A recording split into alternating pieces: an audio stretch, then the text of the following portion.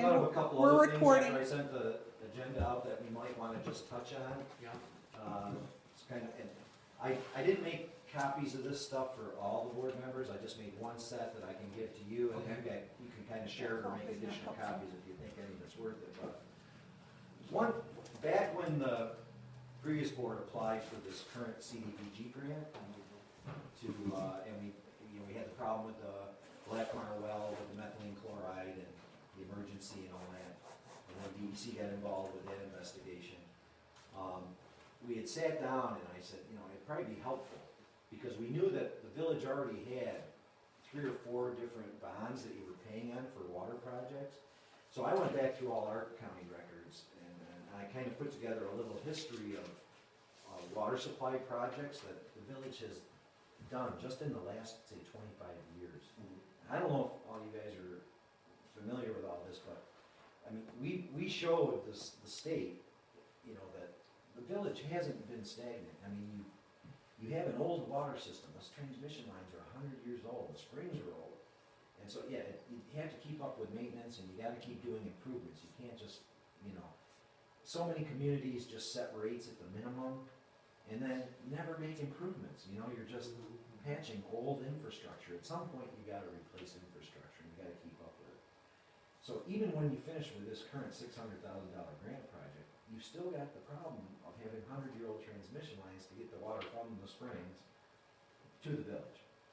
And so there's still more work to be done, obviously. But just to run through real quick, I put this little summary together. I just updated it today, actually. But in 1991, the village had to relocate a water line down by the high school. In 93 is when the village put up the 750,000 gallon new storage tank. And we were talking briefly when I walked in the door there, that when I first started here in 91, the village still had an open reservoir. It was that pond at the top of the hill. I used to go up there for the annual inspection every day. It'd be full of algae, or every year, it'd be full of algae, there were frogs in it, and that's the water people are drinking. And that's when, of course, there was the water emergency when the well down on Tannery Road died. We had to truck in water, and that went on for months. I mean, that was a rough summer for this community. Oh, So Eric, can I interrupt you for Yeah. 1 minute? You're gonna talk a little bit about this.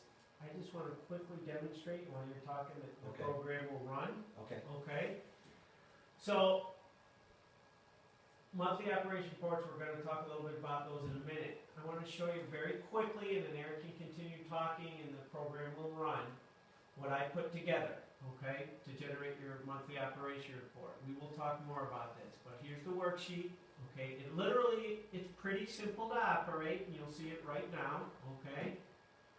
Here's the worksheet. Yeah, don't worry about that. I don't know why that comes up. Yeah, okay. So, enable the content. Let's shrink this down a little bit. Okay. It literally is, one button, right? So, generate monthly operation report. Please choose the database to write the raw data into. Pops a window. Your raw data is going to be on the desktop. So I put together a database for you.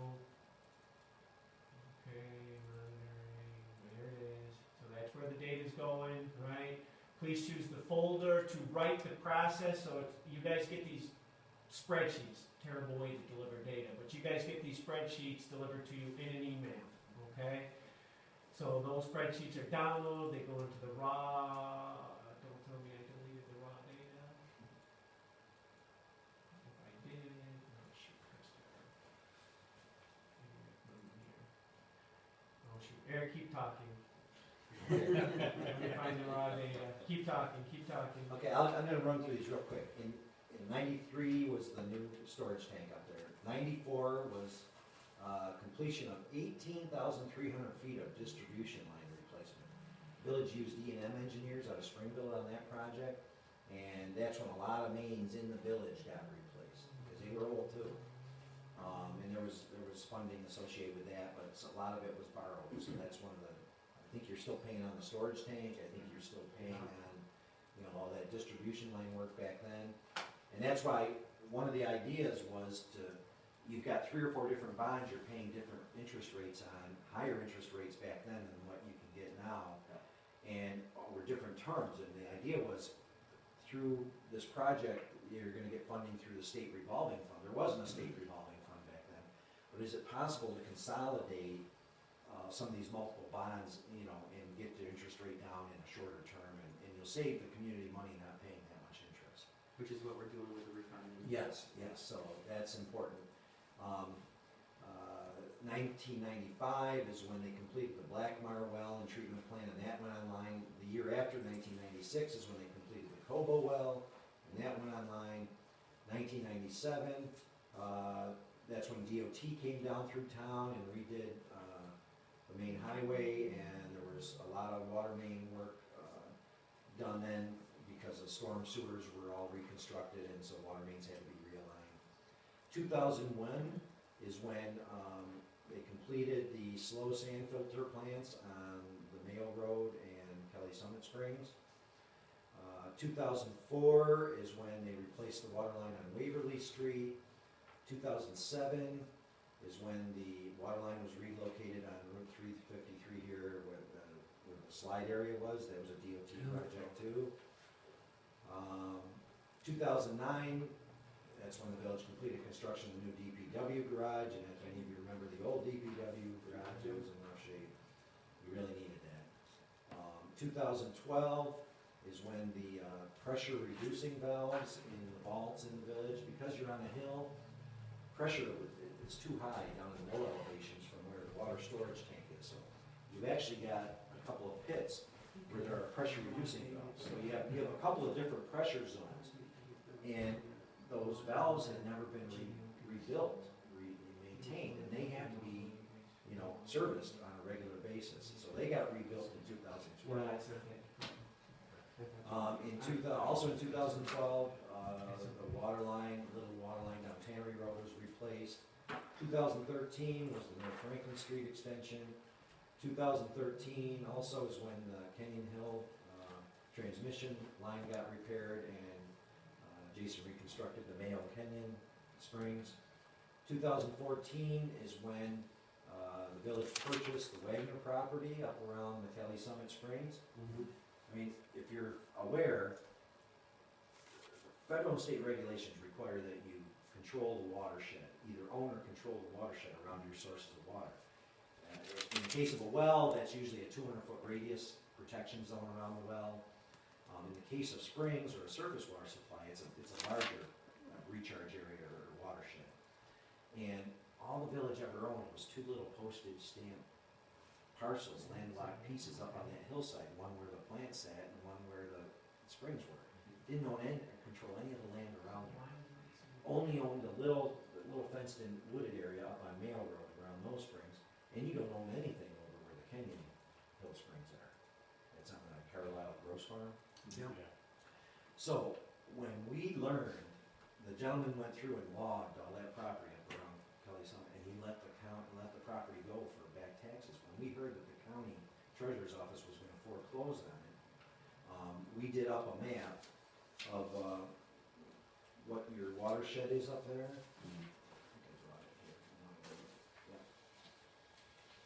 Chris here put together a map.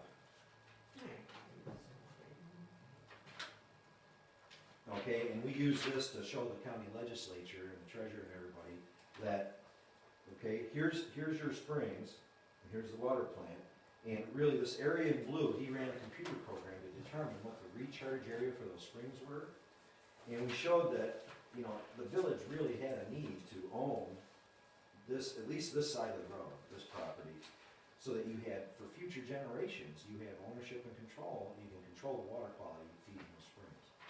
And so for $9,000, I guess it was negotiated with the village, or you know, with the county legislature, they agreed that the village could buy that for $9,000. Now you own and control the watershed around those springs. Same thing goes for, now that the Kenyon Hill line is repaired, yes, that transmission line still needs to get replaced, but Jason did rebuild the springs up there, and I think, Tom, you were on that project that summer, and you know it very well. I've been out there a couple times. Yep. We found out late last year that Carlisle Gross he owns a couple of parcels up here, one's over 100 acres, one's over 200 acres. Apparently, he owed all back taxes on these properties going back 2 to 3 years. The county was on the verge of foreclosing on this parcel here, and again, there is an easement. The village has rights to use these springs, but you don't own or control any of it, really. And so Chris did another computer model, showed that, okay, for where you have the springs up there, this is kind of a recharge area. Obviously, you can't, you know, you don't want to, they have a dairy operation, they got a barn there, but there's a laneway that goes up, so it would be convenient if you could somehow acquire, you know, just this area, the critical area around the springs, and own that for future generations. And so, I know the village attorney, I don't know if it was you or somebody else at the I'm time. new. Yeah, who was the previous village attorney? There have been 2 recently. There was Ashley Milliman most recently, and before that, Frederick Wyand. I think it was, I'm Or not sure, Fritz, people call him. but, yeah, just before the county foreclosed on it, he went and filed for bankruptcy. He's using some attorney out of Jamestown. And the message I got, and I brought a copy of this for you, Dan, but, I know the previous mayor had the village attorney talk to Mark Barger, he was Carlisle Gross's attorney, and said that, you know, even though there's a pending bankruptcy, that a sale or transfer of the property could take place, it would just need to be approved by the trustee. And he said so long as it was a sale at or around fair market value, trustee would have no reason to stand in the way of the transaction, therefore it is worth continuing to pursue. And if the village were to agree to a price to buy this area around the springs, that would give Mr. Gross some revenue to go pay his back taxes and, you know, be on a debt or risk of losing the rest of the farm for the time being. So that's something I didn't even know if any of you even heard about or knew about, that there is an opportunity right now, potentially, for the village to acquire, you know, some land up here around the Canyon Hill Springs that you don't own right now. And even after the springs were reconstructed, our initial round of sampling of the raw water from each of those springs showed that there was E. coli bacteria contamination in those springs still. And presumably it's associated with cows, right? Because these springs are still pretty close to the fenced pasture area for cows up there. So obviously you want to have as good a quality water free of bacteria coming into your system as you can, because your residents are drinking it. You don't want them to get sick. And E. coli is definitely associated with sewage pollution, manure. So I'm gonna continue on. I figured out the issue, we're coming where we left off, so, you know, enter the month of March, that's the one we're gonna do. I indicate the year, 2015, right? I'm gonna select, it's saying select files to be used in generating a monthly report. These are the raw files that you guys get delivered that are in your email. I'm selecting those. I'm gonna say okay, and it's going. It'll take about 15 minutes to go, okay? And so while it's going, we can continue on. I'm gonna minimize it. How operators used to do all the reports, state just had paper forms. You drive up to the water plant every day, take your chlorine reading, your turbidity readings, or whatever you had to do, and you would write that right in the form every day, you know, keep it on the clipboard, whatever, and then at the end of the month, you'd make a photocopy and you'd mail it in. But that's how they used to. So you guys are lucky you have a SCADA system. But And you truly are lucky. I mean, that's a good thing to have. You were only getting 1 or 2 readings a day, otherwise you didn't know what was going on with your chemical feed and the water quality, unless you actually drove up there and did these tests. Very time consuming. So we can get our readings from, just right from the laptop or whatever? Several years ago, the state approved a new EPA method for. So yeah, we're gonna go through that. You know, now you can use these sensors that continuously, on a real-time basis, measure chlorine all the time. And that gets uploaded through this computer system, so you can literally, from your kitchen table at home on a laptop, pull up and you can check exactly what the chlorine reading is coming out at each of those plants right now, without having to drive there. So that gets into our short-term plan, okay? You guys all read the email, correct? Yes. Okay, we have some idea of the history here, correct? Okay. we have short-term. Today, what we need to be thinking about is those short-term things. Eric just explained to you an example of asset management, and we will talk a little bit about that, okay? But long story short, Hello, John. on all of this stuff is properly managing your water system is an intensive process, okay? You guys are in the same boat as everybody else, okay? All communities struggle. All the communities struggle, okay? So don't feel like you're getting singled out or anything like that. All our communities struggle with this. Our job at the health department, one, is to try to instigate a change in culture, right? Because what has, and this is across the board, right? I mean, there are very few systems that do this well, okay? To try, you know, in the old school, he just mentioned, you know, the operators go in once a day, write things down. Operators are great with fixing a valve. Operators are great with mechanical stuff. Operators aren't so great with paperwork. Never have been, okay? Regulations have changed. Regulations continue to change. We get SCADA systems. Now operators not only have to be good with paperwork, which they're not great with, they have to be good with computers, or at least a little bit good with computers. So the skill set to be an effective operator is changing, okay? And with that skill set, we, in fact, one of the trainings I'm looking to offer in this fall is basic computing for water operators, okay?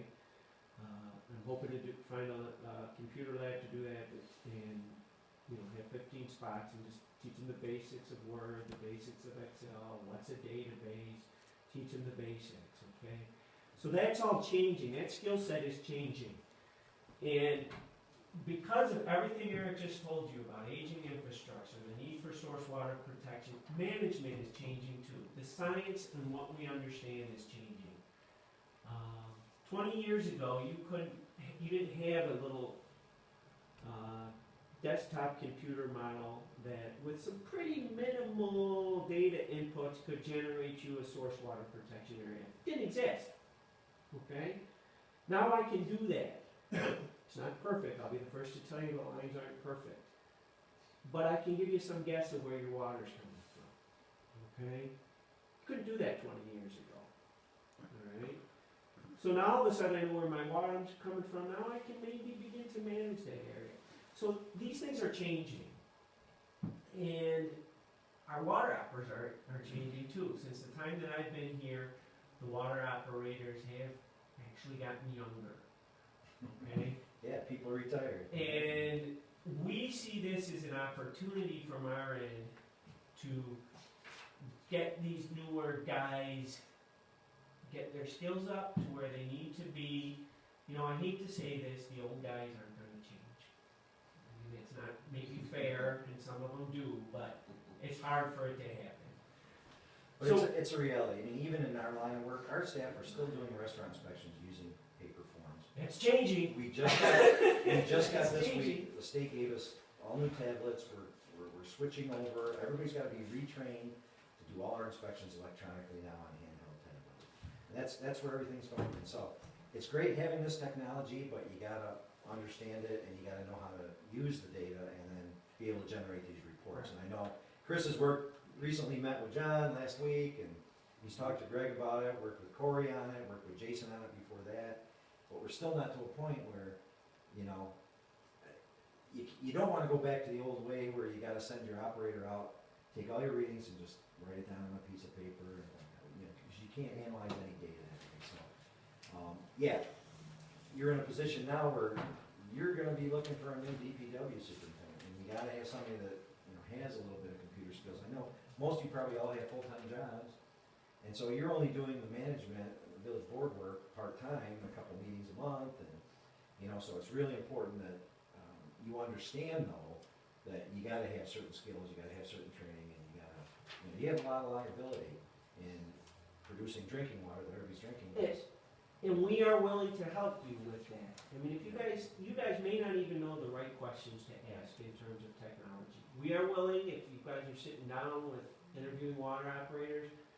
You know, I'm willing to give you guys, sit down with you and talk a little bit about, you know, what some basic technology requirements might be, okay, and that kind of thing. Anyway, short term, monthly operation report submittal. We just started running the monthly operation report. It'll probably be done in 5 minutes or so, and you'll see the result, okay?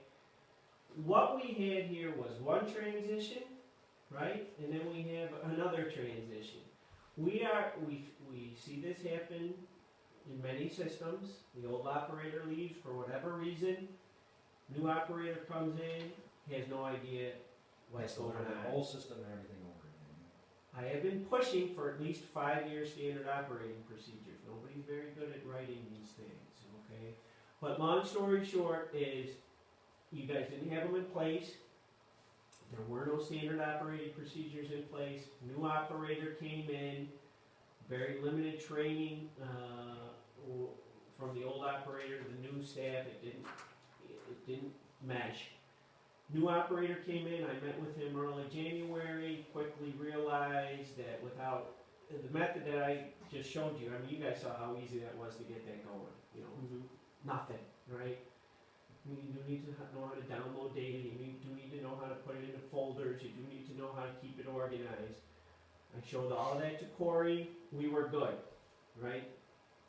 Now, you didn't have Microsoft Access. That threw me off. He's like, this isn't working. And so, but Corey did buy Microsoft Access. You know, have it on your machine. This thing runs fine. I just ran it last week. I was there with John last week. It ran fine. So that was part of the problem, possibly? You didn't have access. So if they didn't have that, that could have been a huge problem that you guys weren't getting a report. Well, initially that's not. The huge problem was there. I personally am not happy with the current way you're getting your data.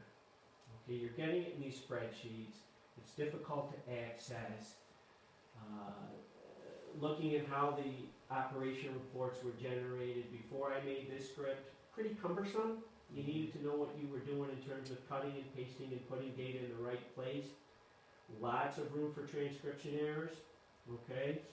That's why I made this macro, Okay. to eliminate all of that possibility, okay? So that's done, okay? We don't have to worry about that anymore. But this macro does use an Access database, which is good because it takes all those Excel spreadsheets that you were getting in it and just writes it to a database. So you have that data, it's there forever, you know where it is. In my myriad of free time, I hope to develop some queries so you guys can access that data and start graphing it. You'll see when we're done here that I can hit a button and I can show you your monthly trends. But that's one of the things our office can supply is technical assistance like this. I mean, Chris is also working with Rwanda right now. They got Allegheny, they're doing they have an intern for the summer. They're doing a project and he's helping assist on sort of the computer technical end of that. Yes, Allegheny he's been working with the last year or two. They got a new SCADA system and they were having trouble getting it up and operating properly. Also, he's worked with the Village of Ellicottville. They had an intern a few summers ago, and so yeah, this is one of the things we can provide is try to help you move into the technology era here. So the one thing I want you guys to take away from this, and who called me yesterday and said it's the water safety? I did. Okay. It is not an emergency, okay? But we were getting there, okay? So we haven't had these monthly operation reports, a proper one, for 6 months, okay? I allowed you guys to submit, you know, we'll call them junior operator reports, right? Because nobody could quite do this. So, but we at least needed some data with the idea that once this script got done, we'd run all the operation reports and see where we were at, okay? So when Greg called me in May, I'm like, oh damn, we're back to where we were in December. We gotta do something, okay? So I think I'm gonna sit down, to address the monthly operation report submittal. I'm gonna sit down hopefully with Jason on Friday. We're gonna run through all this data, get things in there. Somebody, and this gets to D, right? Somebody will sign off, okay? Somebody has to be your operator and responsible charge in the short term. Did you bring an ORC form? Yes, I did. Okay, Eric's gonna give you an ORC form, okay? somebody with the proper grade of license, which is a 2B, no, it's a 2A because you're a surface system. Somebody with the proper grade of license has to sign that report. Now, actually, the way the script is set up, there's a checkbox, okay, and you'll do that. You'll check the box and you reviewed it. That needs to happen. So you guys, your turn between now and maybe even Friday, if you can figure out who's going to be your ORC with the proper grade of license. Okay? Right now, Greg has the proper grade of license. He can sign off on that. Okay? He has the proper grade. Then you also have to be thinking, who are we contacting, right? If there's a problem, who am I contacting? I want to know who I'm going to be contacting. And then, who is going to make sure that the sampling gets done? We'll talk about that. Yeah, previously when Jason was DPW superintendent, of course, he was our contact, he was the operator in charge. And, of course, then after he left, and there was that interim period where, we were, of course, talking to Greg again about the water system. And, then when Corey was here, he was basically gonna be the operator in charge, and so we were talking to him, and now we're back to. So you can see how this is hard for us, right? I mean, we Oh, know what obviously. we're dealing You with. gotta bring some stability back to this, and get somebody here that's in charge. All right, not to interrupt, but now, you said you're gonna work with Greg and have him, because he's got the proper license to be able to sign his report. No, you guys are gonna tell me who I'm gonna work with. Oh. Okay, Okay, so I, you guys that's are gonna why I tell didn't me know, who I'm gonna because work we with. got Jason employed again. Yeah, you guys have to figure Short term. that out. Yeah. So what I need to hear from the mayor or from you guys is, if Eric's gonna hand you the form Okay, saying, here's the ORC designation. And you're gonna Okay, tell I me got who that person is. okay. If it's on an interim basis, if it's Jason on an interim That's basis, fine. like we talked on the phone, that's fine. He is then our main contact, right? He is our main contact, and For now. he takes daily responsibility for the system. And I shared information with you on, Bob Sharp. Yep. He's helped out with him before in a capacity like that, just on an interim basis, if you need to. And then I know you're working towards your license too, right? Yes. Okay. So, So look, our I script did is, speak with Bob, and I'm hoping Saturday, him and Jason will be able to take him to show him all of our springs and everything, because he wasn't able to provide or even discuss a cost until he knew essentially what all he was going to right, do. he's gotta see how much time's involved. And if he can do it. Yeah. What other On top of that, he said that municipalities he's around pretty, because he is. have kind of mastered this Yeah, he still has a full-time job too, and And I think he still has SCADA backup for system? Delvin still, even. Nobody's see, really we got have a good about, handle on it. we have about And they had to 30, put their it's a filtration pretty, system, especially for graded small their system systems, changed, it's a so pretty new Darren, thing. they're out DPW Okay. superintendent. Only He in had to take doesn't another very class well, to get a grade but B they're license. only in. Then he had that experience. Yeah. They got 6 And so full-time Bob provided operators, supervision for they that can 1 do year it, until he got his right? initial experience. Well, and part of that too is that. They still keep him on his. Allegheny tried Case it, Darren goes they're on vacation struggling. or. a lot. Is he capable of Ellisonville using does this it a system? little bit, Yes. they don't do Is it he great. currently using one? Nobody, you guys have Bob, had this, yeah. I'll be honest with you. Yes, I he's was very pretty confident with suspicious this. of He some of was- your They operation They had reports that were very, coming in.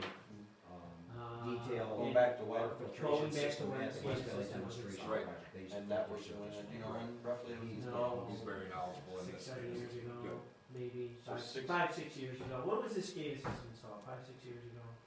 Yeah. You guys were kind of the first new municipality to do it. We get monthly operation reports in, and there were some numbers that we were pretty suspicious of. We called the operator and said, what's going on here? And a lot of times we got an excuse that was kind of, we weren't happy with. So it's been a But we ongoing can't- but we problem for 6, can't- 7 years. But we can't, if we get an excuse that we're kind of not happy with, who am I to say? Whether something happened or not? Jason was able to at least get numbers out of the. But some of the numbers were always a little suspicious. Could that have been a problem caused by what you were saying with that? We're gonna talk. Yeah. Well, let's talk. There's some issues here. Well, no, I meant that thing you were just, the program you were just talking about. Possibly. I Could that have cause no the problem? idea. I have Okay. no idea. Right. So look, our script just finished. Right. It's all done. Okay. It ran. You got your numbers there for turbidity. Right. I go to page 1. I got my numbers here for my chlorine residuals. They're over here. Okay. I got my daily flows. What I don't have are my distribution system turbidity results. 5 days out of the week, I believe, you guys have to take a distribution turbidity reading. Turbidity is sort of, for lack of a better term, the cloudiness, the little particles in the water, right? So you guys gotta do one of those in the distribution system in a different location 5 times a So week. that's still a manual So test. you guys actually manually have to enter that, because that's It taken can be a the same 5 locations, but just not the same one each day, correct? Correct. Right. Correct. So that Greg still has to do with a handheld test kit. So you have, and then you have to enter these in.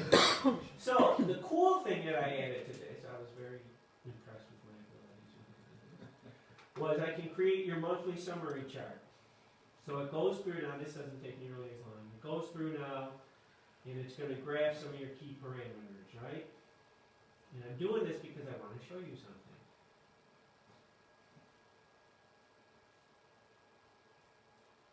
And it's thinking. All right. So here's your 2015 monthly summary chart. Okay? You don't have to plot any of this information by hand anymore. It's all stored electronically right from the All right? sensors, right? And Right you from can the plot sensors. graphs, So and you can see what's going on. an interesting thing that I saw when I first started working on First this time is he did this. in your November data was you guys had a ton of invalid data points. You're going to get a violation on that once that data gets sent in. Okay? You had a ton. I don't know why they were invalid. I have no idea. But this was from, I still don't have a good monthly operation report for November, but once it's generated, there were a ton of invalid data points. Okay? And they show up as being invalid. You're going to get a violation on those.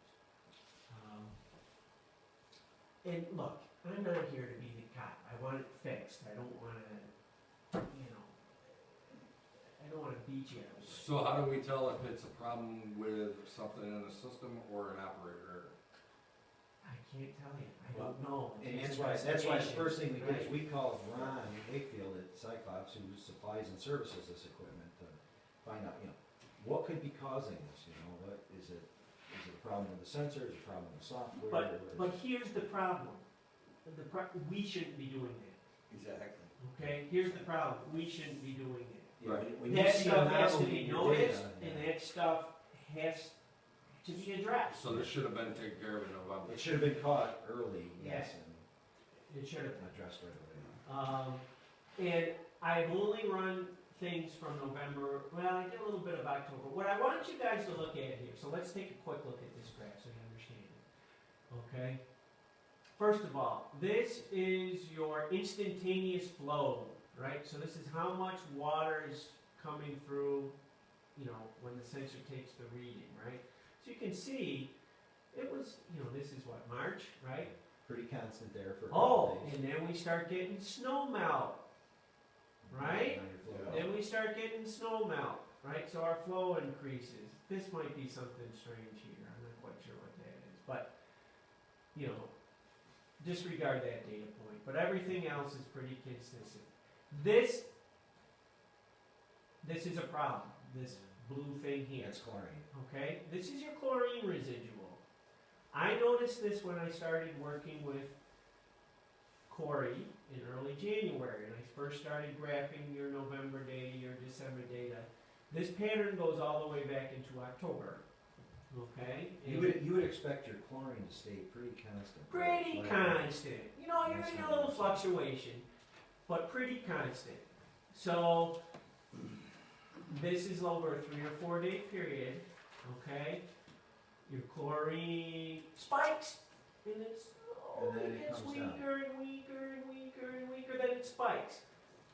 I believe we determined that the spikes occur when the chlorine feed tank is replenished. Okay? So when Greg has to mix new solution, that's when we're seeing the chlorine spike, and then it just tapers off. I apologize. Okay, go ahead. Back Okay. to work. Very good. Now, we talked to Ron Wakefield a little bit about, and again, we shouldn't be doing this. So he gets on the phone Okay. with Greg and says, how are you doing? Exactly what procedure are you using to mix this, and They aren't mixing. how it. can we explain this? So what was happening was they weren't mixing this, okay? But notice, this is still, and I told Corey, we thought that, okay, once we there were two possible thoughts I had in this. My first thought was lazy operations. Okay? And I probably shouldn't have gone there as my first thought, but that was my first thought. If I am an operator and I want to go to the well house every day, but I want to make, and my chlorine tank is dropping, right, because I'm using my chlorine feed, and I don't want to go to the well house every day, I might trickle in a little water, right? And that's going to make my concentration go down, but my chlorine feed tank's still going to stay the same, right? That was my first thought. Trying to find out ways to explain. And so I told Corey, I said, is this what's happening? And he assured me, he talked to Greg, he said, no, I don't think that's happening. So then we talked to Ron Wakefield, and he said, are they mixing it? Because where you're pulling the chlorine out is towards the bottom of the barrel, okay? But it stratifies, right, if you're not mixing it. So you're going to get a higher concentration solution at the bottom, a less concentrated solution at the top. So as your crack is getting pulled down, the solution's going to go. So you got to mix it. And so Hypochlorite solution is a little bit heavier than water, and it's going to It's gonna sink to the sink to the bottom. So I explained that to Corey, and he said, okay, we'll start mixing it. And the last time I talked to Corey, I had seen data like this, and I said, it's not fixed, are you mixing it? And he said, yes, we've been mixing it. But again, I shouldn't be having to call you guys. Now, that being said, until recently, you guys had no way of graphing this data. You didn't even know this was going on, okay? Here's how it was explained to me. Well, we all know chlorine concentration loses its strength over 3 days. No, it doesn't. That is not true. Over months it might. Over months it might, and it's never gonna lose it like that. Okay? That is simply not true. That is scientifically incorrect. Hey, can I ask a quick Yes. question? Sure. Why can't we just go with regular, just plain old sodium hypochlorite pump down? And end this mixing, guessing game, Go to what? just pure sodium hypochlorite? Feeding it straight, You could. not dilute it. But, don't you run into a problem there with finding a pump that'll run that slow? This, They I don't know. make all different pumps. Yeah, they make I all don't know. different pumps. long story short is, we gotta solve this, John, and we're not gonna do it today. Okay? Oh, I know, I just questioned. You could potentially do that, but we'll have We to. can try it. I mean, it might be worth a try. So Could each, investigate. each line, is this a month? So this is a month's worth of data. Actually, This is March's. this is March's data. Yeah, monthly. So what are all these the words that I can't read down underneath? Oh, these are dates, Okay. okay? And I apologize. Like Let me days? zoom in a little bit. Days? Days, yeah. Consistent days, or, I'm just trying to get an idea of when these spikes, There it how is. frequent. So they're every 3 to 4 days. Okay. And that corresponds with when they go to mix the crop. Okay? So until it goes up there and actually, Every 5th day. So, But There- this is a repeating cycle. There's Right. obviously something going on that we need to figure out. so look, your operators didn't even know this was happening. Okay? Because they couldn't record it. Because nobody analyzes the data. And it's not their fault. Nobody, this takes skill. Okay? I have now given you a tool that you can use, right? You can begin looking at this data. This is nobody's fault that this wasn't analyzed. But the truth of the matter is, this is a problem, Yes. okay? An experienced operator. Might have picked it up because even though they're not analyzing the data, right, they're seeing this, what's Right. going on here? And then maybe they call the health department, and because most all of our operators know, we know I have good computer skills, and they say something's fishy. And then I would have done exactly what I did. See, with the other- Steve, I the other would've thing- backed it up. Yeah, let me just interject for a Okay. couple minutes here.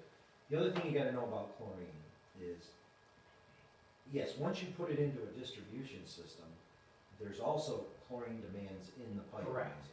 So, if you're injecting chlorine at your filter plants or your well houses at 1 part per million, okay, by the time that flows through all the pipes to get into the village, over a couple days, and it sits there, and then inside pipes, you can get films on the inside, and course, pipes are made of metal, a lot of them, a lot of the older ones. And so, a lot of that chlorine, free chlorine gets bound up or, dissipates. And so by the time it goes into your storage tank, and then if the storage tank doesn't fluctuate a lot, there's a long residence time in the storage tank, you wind up in a situation where you might have dead-end lines or something where you have no measurable chlorine left, no measurable free chlorine, and that's a violation of the regulation. Right. You always have to maintain at least a 0.2 milligram per liter residual in the distribution system at all times. That's the absolute minimum. It's better to keep 0.5 or 0.8. Just You never even want to get close to the 0.2. And then in the summertime, of course, we learned over years and years, even back when Denny was still here, when water sits in a tank in the summertime and the sun beats on that blue tank, and the water in that tank is no longer 45 or 50 degrees, it could get up to 75, 80 degrees or more, that even drops the chlorine further.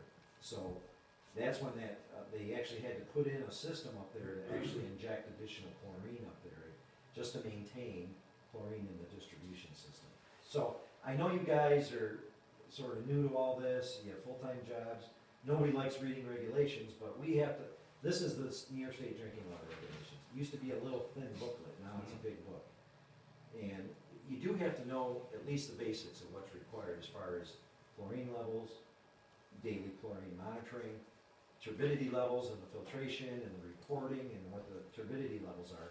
And that's why in that email, Chris cut and pasted those tables in there so that, those are tables right out of this book that shows that, you have to realize that if the chlorine drops below what's required in the code, if the turbidity goes higher than what's allowed in the code to the drinking water standards, we have to cite that as a violation. And so, that's why we urgently sent that message last week, is just to give you a little background.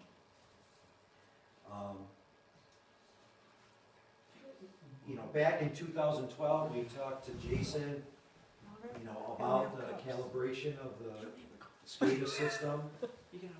And in No, it's a water 2012, bottle. the operation report showed, well, that was actually the violation notice for the methylene chloride. Water guy.